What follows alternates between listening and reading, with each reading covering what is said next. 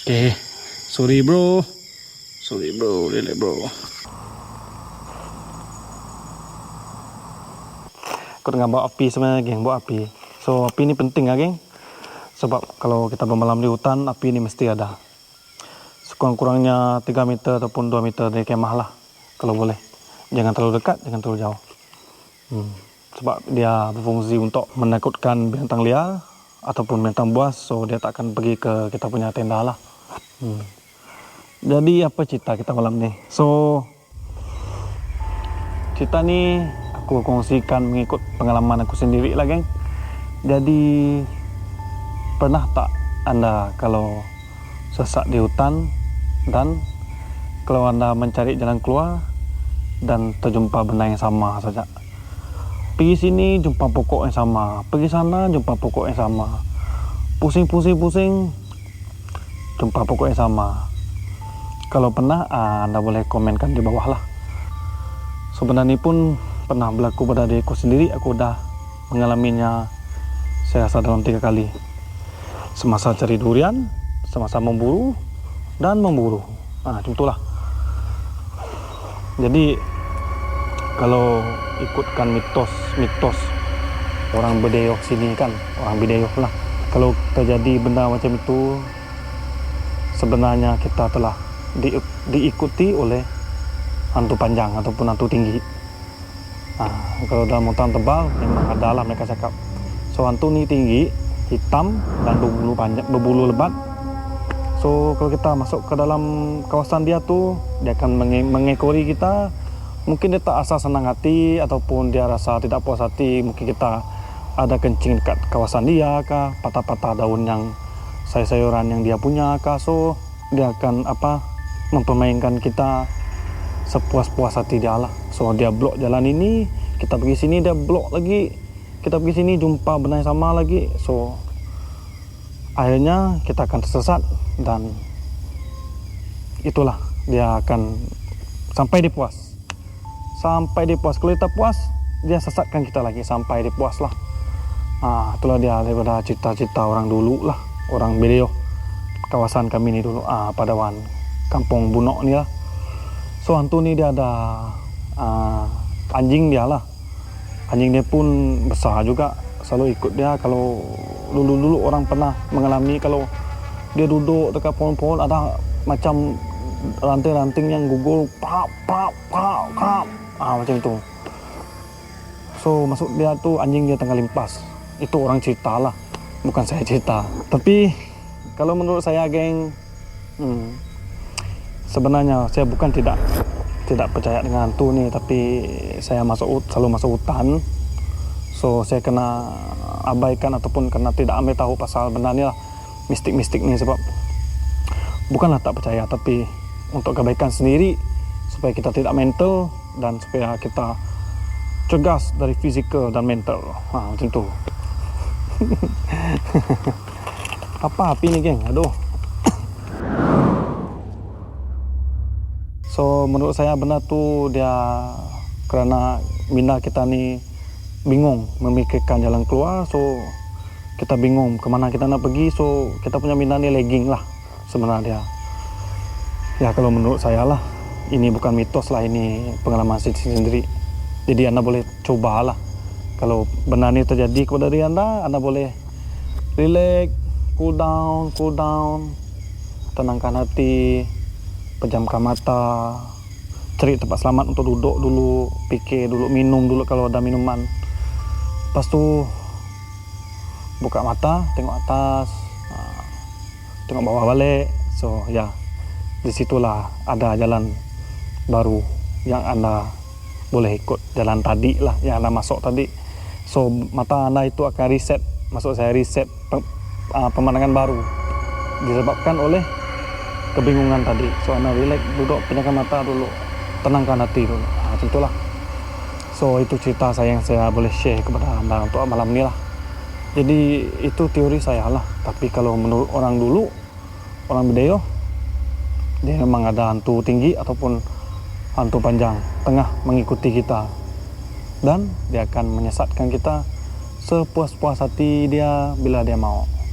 Lepas tu anak akan sesat, anak akan nangis lah. Kalau saya dulu saya nangis. Jalan, jumpa benda yang sama. Jalan, jumpa pokok yang sama. Jalan, jumpa buluh-buluh, rumpun-rumpun, batu-batu yang sama. Macam itulah. Kalau anda pernah merasakan pengalaman begitu, anda boleh komen di bawah lah macam mana pengalaman terkena benda macam itu.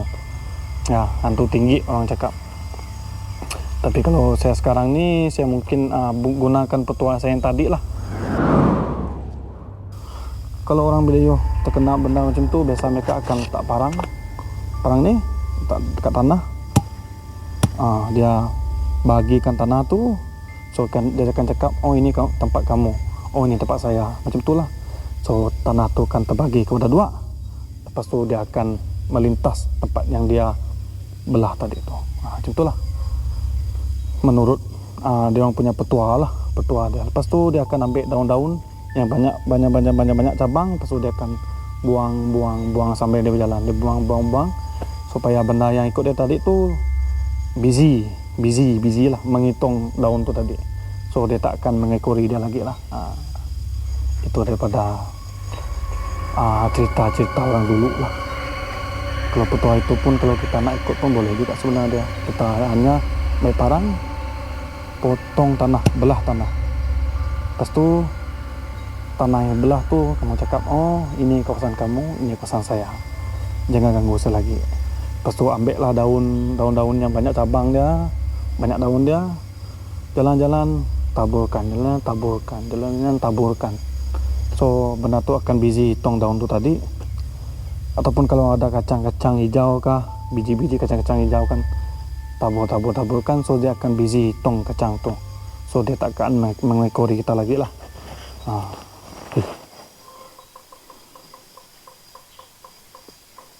Itulah. So itu sedikit sebanyak pengalaman semasa saya pergi memburu ataupun pengalaman hidup saya masuk hutan lah. Ya, itu saja untuk malam ni. So mungkin nanti aku akan sidekan pemandangan sini untuk kita orang lah. Ya. Inilah dia hutan pada waktu malam.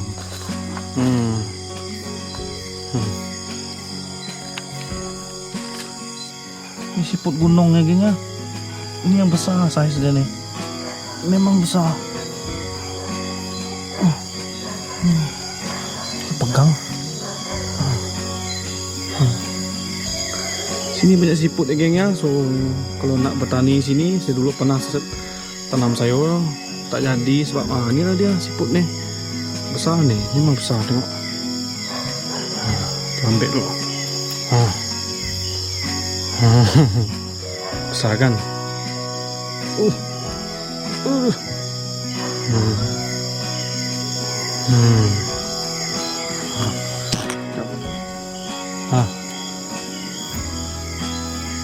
Ini pun siput gunung ya geng.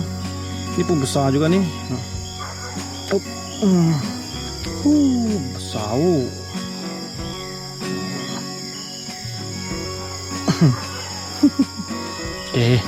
Sorry bro, really bro.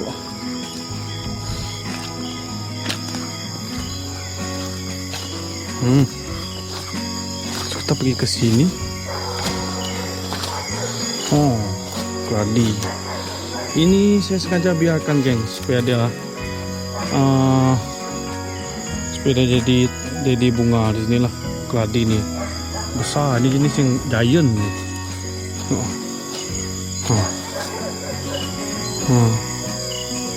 Besar keladi nih. Ini batang nih. Ini siput tidak makan. Saya suspek ini memang gatal lah siput nih. Keladi ini siput pula, sorry. Bisa sengaja biarkan di sini.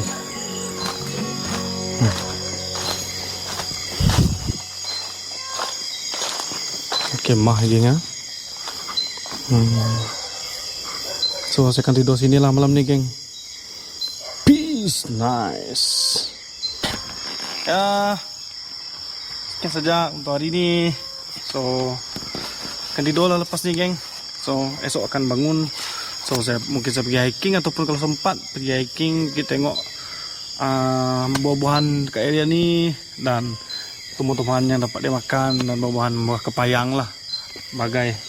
So kalau sempat lah, sebab kalau tak sempat pun mungkin akan dibuat minggu depan. So kita akan berjumpa besok pagi, bye bye, ataupun di video yang selanjutnya, bye bye.